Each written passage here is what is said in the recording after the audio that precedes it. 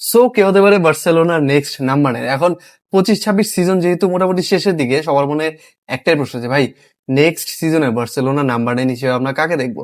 Lewandowski থাকবে নাকি ফেরান Torres নাকি অন্য কেউ? কারণ ভাই রুমার্সের তো অভাব নেই, অপশনও আমাদের কাছে আপাত দৃষ্টিতে অনেক থাকলেও রিয়েলিস্টিক্যালি আমাদের জন্য পারফেক্ট চয়েস আসলে কি হতে পারে, চলেন এটা আসলে আজকের ভিডিওতে জানার চেষ্টা করি। প্রথমত আমরা অপশনের দিকে যাওয়ার আগে যে ব্যাপারটা আমাদের মাথায় আসলে রাখতে হবে সেটা হচ্ছে আমাদের নাম্বার 9 সাইন করানোর ব্যাপারে দুইটা ক্রাইটেরিয়া ফলো করতে হবে। এক, আমরা এই মুহূর্তে যেই প্লেইং স্টাইলের আন্ডারে খেলছি, লাইক হান্সি ফ্লিকের আন্ডারে আমরা যেই প্লেইং স্টাইলে খেলতেছি এই মুহূর্তে, এই প্লেইং স্টাইলের সাথে যায় এমন একটা নাম্বার 9 আমাদেরকে আসলে সাইন করতে হবে। অ্যান্ড দ্বিতীয় ক্রাইটেরিয়া, দ্য মোস্ট ক্রুশাল হন, অবশ্যই তার ট্রান্সফার ভ্যালু অ্যান্ড যে স্যালারি গ্যাপের ব্যাপার স্যাপার। তো এই দুইটা জিনিস মিলে আসলে আমাদের নাম্বার 9 সাইন করতে হবে। And আরেকটা যেটা মোটামুটি ইম্পর্টেন্ট সেটা হচ্ছে ভাই বিগ ম্যাচ।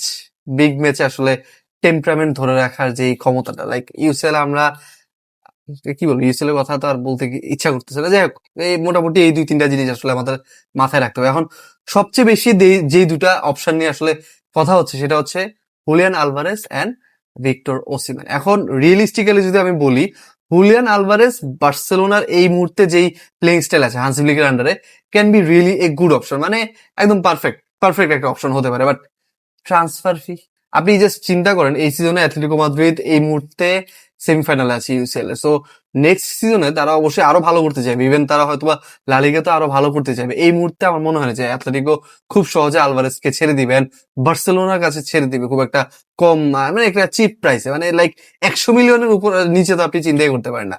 এক্ষেত্রে আলভারেজকে সাইন না করে আমরা কিন্তু ওসিমেনের দিকেও ঝুঁকতে পারি। এখন আপনি বলতে পারেন যে ভাই আলভারেজ যে পরিমাণ ওয়ার্ক রেট দেয়, আপনার অফ দ্য বল যে অ্যাক্টিভিটি আলভারেজ শো করে থাকে, ন্যাশনাল টিম বলেন ক্লাব পর্যায়ে বলেন, এটা তো ওসিমেন দিতে পারে না। বাট স্ট্যাটস তো অন্য কথা বলছে।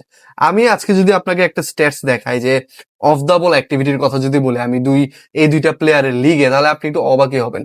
আমি ব্লকস পার 90 এই সিজনে ওসিমেনের যেখানে 0.56 লিগে, অন্যদিকে আলভারেজ হচ্ছে 0.47 তার লিগে। সো আলভারেজ থেকে ওসিমেন এগিয়ে আছে। আবার ক্লিয়ারেন্সেস পার 90 কথা বলেন, হেডেড ক্লিয়ারেন্সেস পার 90 কথা বলেন, আপনি ইন্টারসেপশনস পার 90 কথা বলেন, অথবা position 1 in the final third, প্রত্যেকটা সেক্টরে আলভারেজ থেকে ওসিমেন এগিয়ে আছে। তো আপনি অফ দ্য বল অ্যাক্টিভিটিসে আলভারেজ কিভাবে এগিয়ে রাখতেছেন? আমি বলবো যে দুইজনই মোটামুটি সমান অবস্থায় আছে, বাট একটু ওসিমেনকে আমি এজ দিব, যেহেতু ফিজিক্যালিটির দিক দিয়ে আলভারেজ থেকে অবশ্যই ওসিমেন একটু ভালো পর্যায়ে আছে। আবার যদি আপনি গোল স্কোরের কথা বলেন, এই সিজনে মোটামুটি ওসিমেন তার লিগে 12টা গোল পেয়েছে, প্লাস 4টা অ্যাসিস্ট আছে, অন্যদিকে আলভারেজ 4টা অ্যাসিস্টের পাশাপাশি 8টা গোল পেয়েছে। তো গোল স্কোরিং দিক থেকেও কিন্তু ওসিমেন এগিয়ে আছে। আবার আপনি যদি অ্যাসিস্ট অথবা ক্রিয়েটিভিটির কথা বলেন, তাহলে আপনি আলভারেজ থেকে একটু বেটার আউটপুট অবশ্যই পাবেন, যেহেতু Alvarez is not a pure number 9। আপনি তাকে অ্যাজ এ সেকেন্ড স্ট্রাইকার অথবা আপনার উইং এও খেলাতে পারবেন, অনেক সময় ক্যাম্প পজিশনেও কিন্তু আপনি তাকে ট্রাই করাতে পারেন। সো ওই দিক থেকে চিন্তা করলে Alvarez is obviously a good option, but Osimhen can really be good option for us. আপনি যদি বক্স প্রেজেন্সের কথা বলেন, তারপর হেডে কিছু বল উইন করা, আপনি যখন ক্যান্সেলো, বালদে অথবা কুন্ডে থেকে ক্রস আসবে, তখন এই হেডগুলো উইন করার জন্য কিন্তু ওসিমেনের মতো প্লেয়ারই আপনার দরকার। সো আপনি ওসিমেনকে সাইন না করানোর পক্ষে কেন থাকবেন?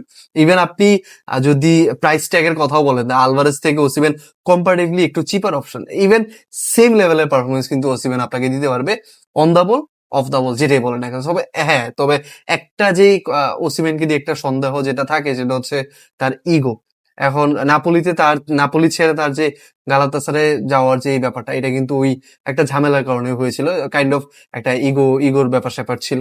এক্ষেত্রে এরকম কোনো সমস্যা যেন না হয় এটাও নিশ্চিত করতে হবে। আর আমার মনে হয় না যে হান্সি ফ্লিকের আন্ডারে এরকম কোনো সমস্যা হতে পারে। সো ইয়েস, আলভারেজ আর ওসিমেনের মধ্যে আপনি যদি আমাকে চয়েস করতে বলেন, তাহলে আমি বলবো যে ভাই Osimhen is really good option for us. এক্ষেত্রে আমরা অলরেডি বিগ ম্যাচের কথা বলে ফেলছি শুরুর দিকে, যে আমাদের আসলে শুধুমাত্র লা লিগা অথবা কোপা দেল রে ডোমেস্টিক যে টাইটেল গুলো আছে এগুলো ছাড়াও আমাদের আসলে ইউসিএল এ ভালো করার জন্য ওইরকম বিগ ম্যাচ টেম্পারামেন্ট ধরে রাখতে পারে এরকম প্লেয়ার সাইন করতে হবে। বাট আমরা যদি আসলে চিপার অপশনের দিকে যেতে চাই, তাহলে আমাদের কাছে আরো দুইটা অপশন আছে, মুরিচি অ্যান্ড হচ্ছে সরলত। মুরিচি বর্তমানে হচ্ছে মায়োরকাতে খেলছে আমি যদি ভুল না করি, and Sorloth you know who Sorloth is. But মুরিচির যে ব্যাপারটা আমাকে আসলে অবাক করেছে, এই সিজনে মুরিচি 30 ম্যাচে লা লিগাতে 21টা গোল করেছে, অন্যদিকে সরলতের গোল মাত্র 10টা আছে। বাট আপনি বলতে পারেন যে মুরিচি ভাই ৩১ বছর বয়সী একটা স্ট্রাইকার, তাও মায়োর্কাতে খেলছে। আপনি তাকে কেন সাইন করবেন? ইয়েস ভাই, personally I am not supporting this, but এখন আপনি যদি একজন চিপার অপশন আপনার সাইন করাতেই হয়, যে কিনা আপনাকে লা লিগাতে ভালো সাপোর্ট আসলে দিতে পারবে। ইভেন আপনার কাছে যদি লেভানডস্কির মতো একজন রেখে দেন, আপনি একটা রিডিউসড স্যালারিতে যদি লেভানডস্কিকে আপনি রেখে দেন, তাহলে মুরিচিকে আপনি সাইন করাতেই পারেন। হ্যাঁ, এটা একটা অপশন থাকতে পারে, বাট সোলোতের ব্যাপারটা আমি আসলে নট শিওর সোলোতকে আসলে আতলেতিকো ছাড়বে কিনা, ছাড়লে আমাদের আসলে সাইন করানো উচিত হবে কিনা, because he is a kind of Fox in the box. আপনাকে ডিফেন্সিভলি কোনো সাপোর্ট দিতে পারবেন। ইভেন আতলেতিকো মাদ্রিদেও সোলোত কিন্তু পুরোপুরি একজন স্টার্টার হিসেবে খেলছে না। আলভারেজ আর তার মধ্যে মোটামুটি একটা সোয়াপ হয়ে থাকে। সো আমি মনে করি না যে সোলোত অথবা মুরিচি কেউই আমাদের জন্য পারফেক্ট একটা অপশন হতে পারে। বাট ইয়েস, চিপার অপশন হিসেবে একজন ব্যাকআপ স্ট্রাইকার হিসেবে আপনি যে কোনো একজনকে সাইন করালেও করাতে পারেন। এখন আমার কাছে একটা ইয়াং অপশনও আছে, ফিসনিক আসলানি। ফিসনিক আসলানি বর্তমানে হোফেনহেইমের হয়ে খেলছে বুন্দেসলিগাতে, and he has been really good throughout the season. এই সিজনে এখন পর্যন্ত তিনি ২৭টা ম্যাচে স্টার্ট করে ৯টা গোল প্লাস ৬টা অ্যাসিস্ট প্রোভাইড করেছেন।